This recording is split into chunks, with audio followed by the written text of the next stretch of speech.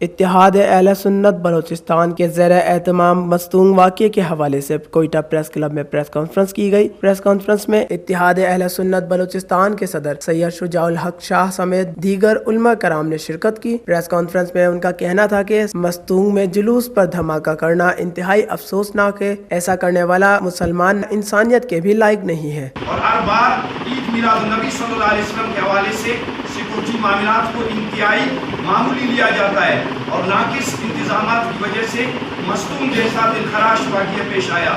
جشن عید میلاد النبی صلی اللہ علیہ وسلم کے حوالے سے علماء اہل سنت، تنظیمات اہل سنت کے تحفظات تھے، لیکن انتظامیہ نے اس کو سنجیدہ نہیں لیا اور اس حوالے سے کوئی تعاون بھی نہیں کیا اور غفلت برتنے والوں کے خلاف فی الفور کارروائی عمل میں لائی جائے، صرف معطلی اس کا ازالہ نہیں، اور ایسی صورتحال میں اہل سنت کا اتحاد انتہائی ناگزیر ہے۔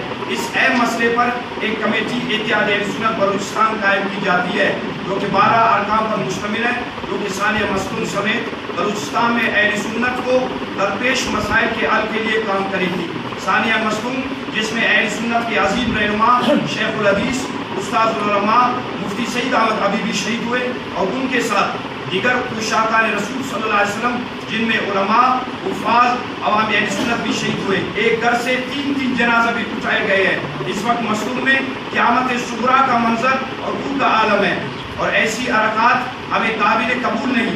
ایسی بزدلانہ کارروائیوں سے کوئی بھی غیور سنی مسلمانوں کے دلوں سے عشق مصطفیٰ صلی اللہ علیہ وسلم کو نکال نہیں سکتا۔ ان کا مزید نگراں وزیر اعلیٰ بلوچستان، وزیر داخلہ اور کور کمانڈر بلوچستان سمیت دیگر سے مطالبہ کرتے ہوئے کہنا تھا کہ مستونگ ہمیشہ دہشت گردی کی زد میں رہا ہے، لہٰذا ان علاقوں میں فی الفور آپریشن کرتے ہوئے دہشت گردوں اور ان کے سہولت کاروں کو گرفتار کر کے کیفر کردار تک پہنچایا جائے۔